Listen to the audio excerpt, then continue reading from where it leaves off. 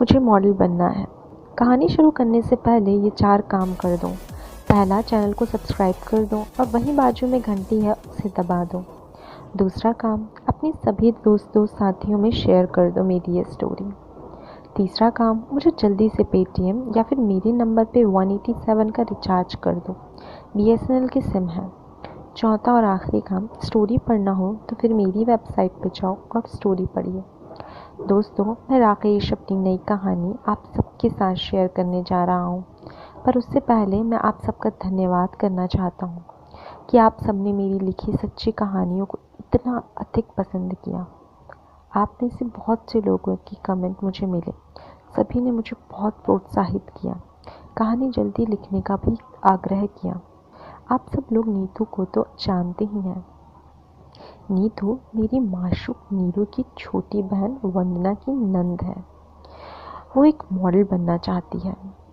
अब आज मैं नीतू की कहानी पेश कर रहा हूँ।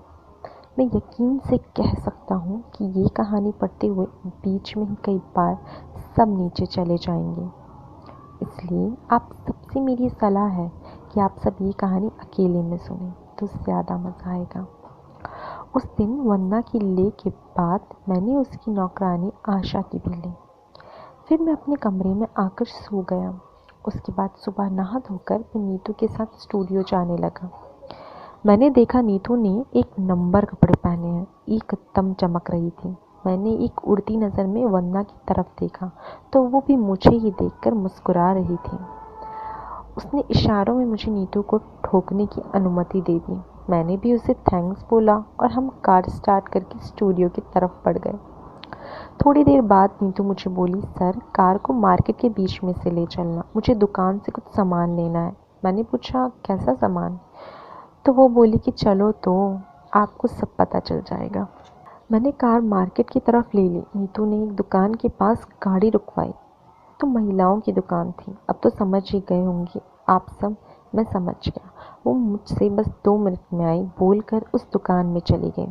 थोड़ी देर बाद वो हाथ में एक छोटा सा पैकेट लेकर वापस आ गई। मुझे पता तो हो ही गया था उस पैकेट में क्या है और वो क्या लाई होगी।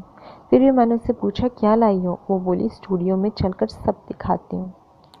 थोड़ी देर बाद हम स्टूडियो पहुंच गए। मैंने नीतू को रिसेप्शन में बैठने को बोला। वह 4-5 और मॉडल बैठी थी। मैं अपने रेस्ट रूम में चला गया और केशव को बुलाया। वो मेरे लिए चाय का कप लेकर आया। मैंने केशव से बोला कि वो 1 घंटे तक दिल्ली के लिए निकल जाए। वहाँ हैंड ऑफिस एक लेंस लाना है। उसे कुछ पैसे दिए मैंने और मॉडल्स को स्टूडियो में भेजने को कहा। केशव सभी मॉडल्स को भेजकर दिल्ली के लिए रवाना हो गया। मैंने मॉडल्स को कॉस्ट्यूम्स बदलने को कहा तो सभी मॉडल्स ने मेरे सामने कॉस्ट्यूम्स बदले। मैंने 1 घंटे में सबका फ़ोटोशूट किया और सबको जाने के लिए कह दिया। नीतू को मैंने वहीं रुकने को बोला और उसे लेकर मैं अपने रेस्ट रूम में आ गया। मैंने रेस्ट रूम में सुख सुविधाओं का सब सामान उपलब्ध है, जैसे डबल बेड, एलसीडी, फ्रिज इत्यादि। मेरा ये रूम ठीक वैसे ही सुसज्जित है जैसे कि एक अच्छे होटल का कमरा होता है। अपने कमरे में पहुंचकर मैंने नीतू को बैठने के लिए पूछा और बियर पीने के लिए उससे पूछा तो उसने हाँ कर दी। नीतू अभी भी मॉडलिंग वाले कपड़े धारण की हुई थी। मैंने फिर से एक बियर निकाली और 2 गिलास में डालकर नीतू को दे दी। नीतू ने बड़ी दिलकश अदा से मेरे गिलास से गिलास टकराकर चीयर्स बोला और फिर बियर का एक घुट भरा। मैंने सिगरेट जलाते हुए पूछा, तुम दुकान से क्या लाई थी? वो मेरी तरफ देखकर थोड़ा मुस्कुराई और उठकर अपने बैग में से वो पैकेट निकालकर मुझे देते हुए बोली कि लो, खुद ही देख लो। मुझे तो पता ही था उसमें क्या है, फिर भी मैंने पैकेट खोलकर देखा तो उसमें महरून कलर की थी। अब क्या थी वो आप सभी को पता है, ऊपर और नीचे की थी। वो बोली, कैसा लगा? मैंने उठाकर बोला कि ऐसे कैसे पता चलेगा? तो वो बोली, हाँ पहले बियर तो एंजॉय कर लूँ। फिर मैं बोला, वो सबसे मतलब? वो बोली, वही जो हर कहानियों में होता है। उसकी ये बात सुनकर मैं चौंक गया। मैंने उससे पूछा कि तुम्हें कैसे पता? तो वो हंसकर बोली, आज सुबह मुझे आशा ने सब कुछ बता दिया, लेकिन आप फिक्र मत करो, मैं किसी को कुछ नहीं बताऊंगी। पर उसके बदले आपको भी मेरे 2 काम करने होंगे। मैं बोला, कौन से 2 काम? तो नीतू बोली कि एक तो आप मुझे इस ऐड के लिए फाइनल करोगे और दूसरा मेरे साथ धमाल, क्योंकि आशा बता रही थी कि आपका वो बहुत शानदार है। तो मैंने पूछा, वो क्यों? वो नीचे इशारा करते हुए बोली, ये। मैंने फिर ज़्यादा ना सोचे काम को अंजाम दिया, वही जो हर स्टोरी में होता है। मैं उससे बोला, फाइनल तो मैं तुम्हें कर ही चुका हूँ और उसी की बात तो मैं तुम्हें बता दूँ कि मैं तुमसे भी यही चाहूँगा कि तुम भी मेरे साथ खुलकर पेश आओ। फिर हमने बियर ख़त्म की। अब मैंने सिगरेट जलाते हुए पूछा कि तो अपनी नई ड्रेस कब ट्राई कर रही हो? तो वो बोली, अभी। ये बोलकर वो ड्रेस लेकर जाने लगी तो मैं बोला, यहीं पे। वो बोली, ओके ठीक है। मैं सिगरेट फूंकता हुआ बोला, ठीक है, और फ्रिज से एक और बियर निकाली और दोनों गिलासों में डालकर एक पैकेट रोस्टेड काजू का खोल लिया। अब मैंने अपना लैपटॉप ऑन किया और तस्वीरें अपलोड करने लगा, साथ में बियर की चुस्की लेने लगा। थोड़ी देर बाद पीछे से नीतू आई और मेरे कंधे पर झुककर मेरे कान में पीछे से बोली, आई लव यू। मैंने उसकी बाजू से पकड़कर उसे उसका रिप्लाई दिया, मतलब कि बोला, आई लव यू टू मेरी बन्नो। नीतू बोली, अब बताओ सर मैं कैसी लग रही हूँ? मैं नीतू बोला कि बहुत ही अच्छी लग रही हो। फिर मैंने ज़्यादा समय ना लेते हुए मैं सामने रखे सोफे पर जाकर बैठ गया। नीतू ने अपने गिलास से एक लंबा घूंट बियर का भरा और गिलास को टेबल पर रखा और अपनी नशीली आंखों से मेरी तरफ देखा। अब उसके चेहरे पर कोई मुस्कुराहट नहीं थी। फिर मैंने नीतू को काम बताया, मतलब कि वही और क्या। फिर नीतू तो बेहाल। थोड़ी देर बाद उसे बेहोशी से उठाया। वो मुझे गुस्से से देखने लगी और बोली, आपको तमीज़ नहीं है क्या? आपने तो मुझे मार ही डाला था। मैंने हंसते हुए उसे बोला, अरे इतना तो चलता है मैडम जी। उसे सॉरी बोला तो वो बोली, अगर मेरी मर्ज़ी ना होती तो मैं आपको अभी छोड़कर चली जाती। ये बोलकर उसने एक मुक्का मारा।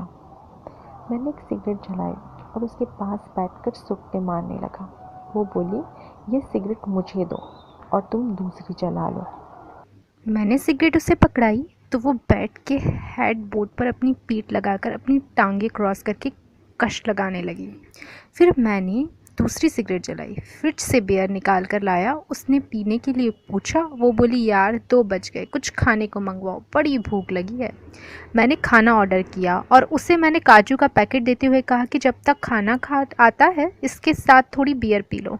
उसने 2-4 काजू खाए और बोली, बस अब और नहीं, अब मैं फ़्रेश होने जा रही हूँ, मैं खाने के साथ ही बियर लूँगी। तो मैं बियर ख़त्म करते हुए बोला, फ़्रेश होना तो मैं भी चाहता हूँ। वो बोली, चलो फिर साथ में आ जाओ।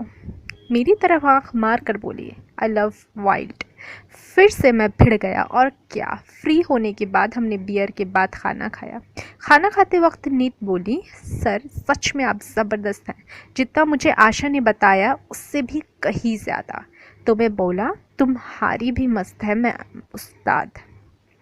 फिर मैं बोला, आज रात हम तुम्हारे घर नहीं यहाँ स्टूडियो में गुजारेंगे। इस पर वो बोली, फिर भाभी को क्या बोलोगे? मैंने कहा, उसे मैं फ़ोन करके बोल दूँगा कि आज नाइट शूट है। वो बोली, फ़ोन पर रहने देते हैं, घर ही चलकर बोल देते हैं। ये सुनकर मेरे दिमाग में आशा को एक बार फिर से विचार आ गया। मैंने नीतू को बोला, ठीक है फिर घर ही चलते हैं। तो मैं बोला, थोड़ा रेस्ट कर ले, शाम 5:30 तक चलते हैं। फिर हम वहाँ से निकल गए। तो फिर दोस्तों, जाते जाते आपको सिर्फ कुछ काम करने हैं। पहला काम, मुझे कमेंट कर ज़रूर बताइए कि आपको मेरी कहानी कैसी लगी। दूसरा काम, अभी तक चैनल को सब्सक्राइब नहीं किया तो कर लीजिए और यही बाजू में एक घंटी है, उसे दबा दो। तीसरा काम, मुझे पैसों की कमी है, मुझे पेटीएम करें। अगर वो नहीं कर सकते तो आप मेरे नंबर पे जाकर 187 का रिचार्ज करवा दो, बीएसएनएल की सिम है। चौथा और आखिरी काम, अगर मेरी स्टोरी पढ़ना चाहते हो तो डिस्क्रिप्शन में लिंक दी गई है, srkstorylover.co, ये है मेरी वेबसाइट। आखिर मैं इतनी अच्छी कहानियाँ बनाती हूँ इतनी मेहनत से, मुझे पता है आप सभी को बहुत मज़ा आता है। तो इतना सिंपल काम आप मेरे लिए कर ही सकते हैं। धन्यवाद। चलो मैं अब चलती हूँ, मिलूँगी आपसे अपनी अगली स्टोरी में। तब तक के लिए बाय। दोस्तों, जाते जाते एक बात मेरी सुन के जाइए, कैसे क्या करती हूँ। सबसे पहले मैं लिखती हूँ कहानी, फिर उसके बाद उसे मैं वॉइस में रिकॉर्ड करती हूँ, फिर उस ऑडियो को फिर से एडिट करती हूँ क्योंकि उसमें भी बहुत ज़्यादा गलतियाँ होती हैं। उसके बाद मैं करती हूँ उसे एडिट वीडियो के फॉर्म में, उसमें फिर मैं फ़ोटो एडिट करती हूँ, फिर उसके बाद ऑडियो, उसके बाद मैं सभी टाइप के ट्रांजिशन, उसके बाद वीडियो होती है कंप्रेस, उसके बाद मैं उस वीडियो को डालती हूँ अपलोड पे, फिर उसका टाइटल, देन डिस्क्रिप्शन सेट करके सब कुछ बना के सोचती हूँ वीडियो पे ज़्यादा से ज़्यादा लाइक आए, बट इतने नहीं आते। तो इतनी मेहनत करती हूँ, तो इतना तो आप कर ही सकते हैं कि 1 लाइक तो प्लीज़ आप कर ही सकते हैं ना। सो प्लीज़ मेरी वीडियोस पे ज़्यादा से ज़्यादा लाइक करिए।